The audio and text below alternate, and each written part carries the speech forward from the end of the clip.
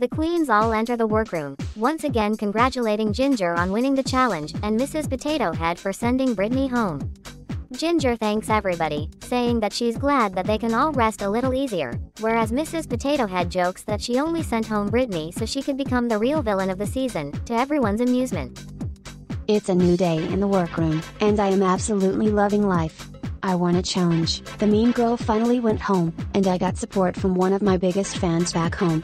It's a good day to be me. The queens all discuss how much closer they feel as a group, and Lorantis mentions that even though the competition may be getting harder, it doesn't take away from the fact that she considers all of them sisters now. Judy is a little unimpressed with her speech, and says that just because the mean girl finally went home doesn't mean the rest of the season is going to be sunshine and unicorns. La Cienega jokes around, saying that Judy's already gunning to be the next villain. It's upsetting to hear, but Judy has a point. Even though we all get along with each other fairly well, this is still a competition, and only one of us is going to win. I haven't done much to make an impact for quite a while, so it's time to get my game face on. Polly Pocket is about to kick it into high gear.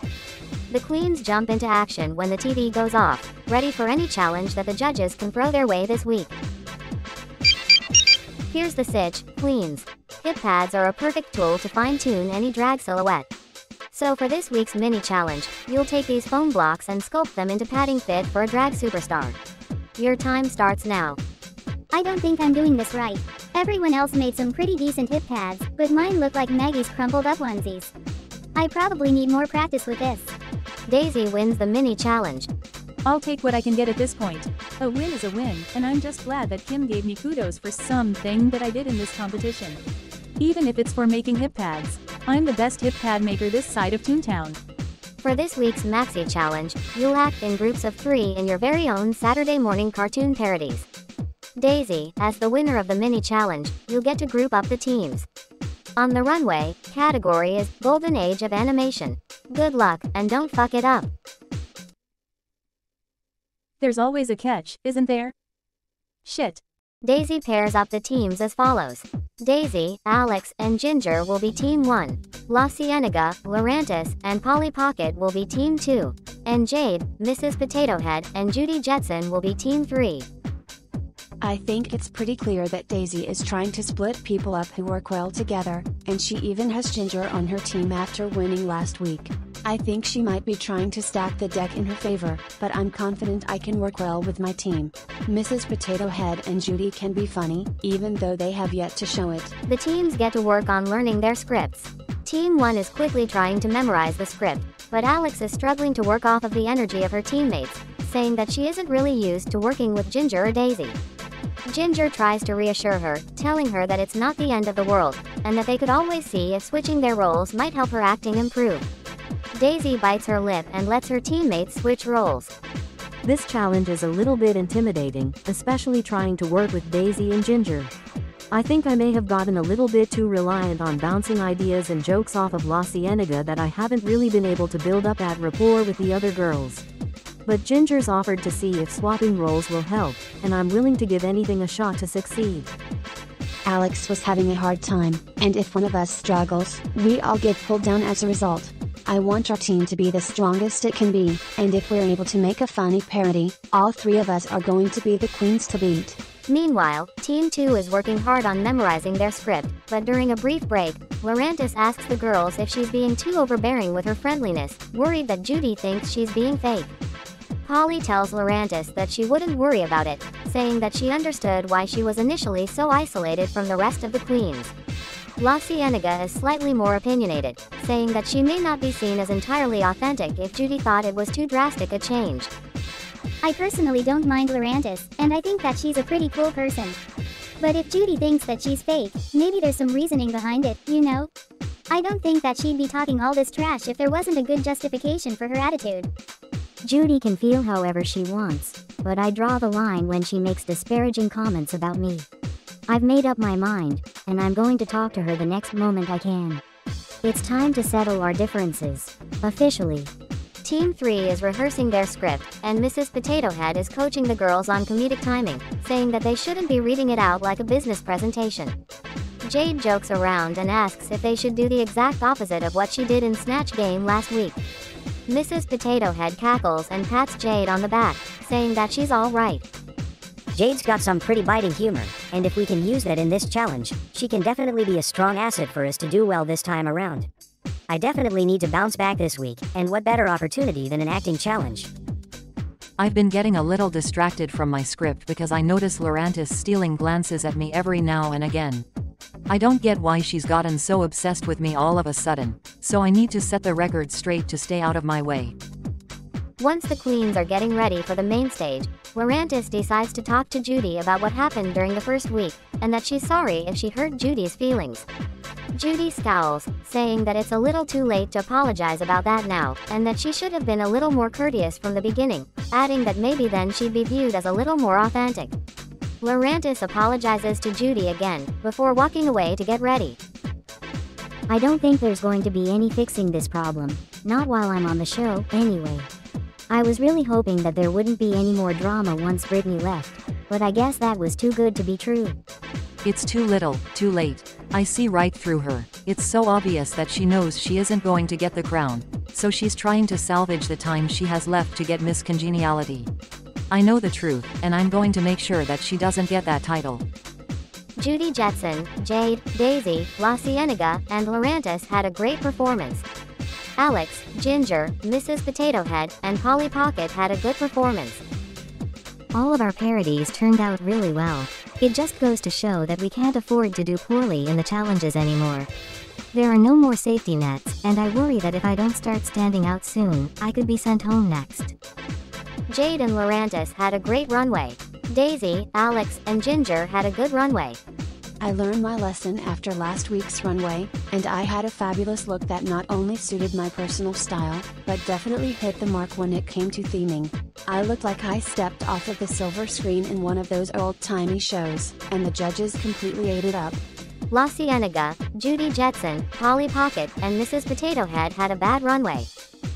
I don't think that my look really went over well on that main stage. I guess that my idea with the golden age was more bronze. Get it? Because instead of, a gold medal, you had a bronze medal, and it wasn't. Welcome to the main stage of Drag Race Toontown. Let's meet our judges. First, our resident panelist, my best friend, it's Monique. And our guest judge, Saturday morning cartoon star, from the planet of Eternia, it's He-Man. Now let the judging commence. Ladies, this week, you will be judged in teams, so all of your performances and runways as a group will be put into consideration. With that being said, La Cienega, Lorantis, and Polly Pocket, your team's parody made us excited to wake up early. Your team is safe. I didn't get a critique again. I was so certain that I could have at least place in the top, but it was judged in teams? I've been posting this entire time, and I feel invisible. Judy Jetson, Jade, and Mrs. Potato Head, your parody had us on the edge of your seats, and will definitely be remembered for weekends to come. You are the winning team. However, only one of you can win the challenge. Jade, congratulations, you are the winner of this week's challenge. Thank you so much, Kim. I actually won my second challenge this season, and I'm completely shocked that I managed to out-funny Mrs. Potato Head. Well, not that surprised. But I did it. Slammin'. Judy Jetson, Mrs. Potato Head, good job, you are both safe. That means that Princess Daisy, Ginger Fowley, and Alex, your team has lost this challenge. I'm glad my team won. I'm really surprised that Jade managed to beat me in a comedy challenge, but this definitely beats being in the bottom. I have zero complaints. This was such a great challenge to be paired up with two heavy hitters, and I know that I'm sitting pretty right now. The girlies better watch out, though, I'm going to be winning next week. Alex, your runway was truly after-school special, but your acting chops were lost in syndication. I'm sorry, my dear, but you are up for elimination. Ginger Fowley, your acting seemed like filler, and your Golden Age runway had us changing the channel. I'm sorry, my dear, but you are up for elimination. Princess Daisy, your acting skills and runway were definitely worthy of a rerun, but your co-stars let you down this week. You are safe. Phew, that was way too close for comfort. I'm glad that I managed to get by on my own performance, but I worry that I may have screwed over my other teammates by not saying anything earlier. I wish my girls the best of luck. Hopefully they can both impress and we don't have to say goodbye to anyone. Two queens stand before me. Ladies, prior to tonight, you were asked to prepare a lip-sync performance to the Transformers theme song. The time has come for you to lip-sync for your life. I don't understand what happened. I was on top of the world last week, and now I'm here, stuck in the bottom too. I can't afford to lose. Not for my fans. Not for my family back home. Not for me. It's going to be hard to lip-sync against someone who's been such a light in the workroom, but I know what I have to do tonight. I'm going to make sure that I can fight for my spot in this competition, whatever it takes. Good luck, and don't fuck it up. Ginger doesn't know the words. Alex and Ginger flop the lip-sync. Meh. I've made my decision. Ginger Foutley, Shantae, you stay. Alex, you were totally fabulous, and I'm sure we'll catch you spying around sometime soon. Now, sashay away. Here I go, on a mission, but I failed, guess I lost control.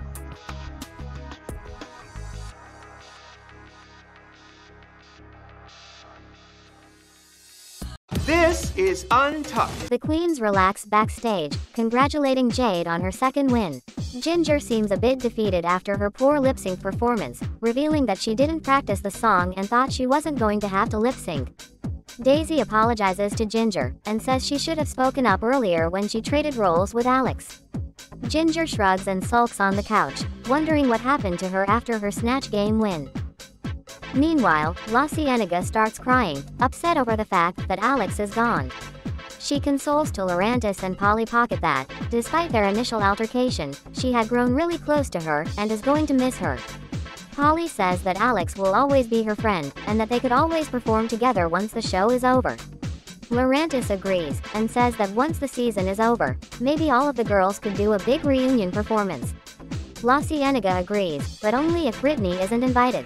The three queens bond. Hey, squirrel friend. When one video ends, just open up another one. It's called binge viewing. Go ahead. I support you. I have the power, and I'm going to use it to change the channel off of whatever that was.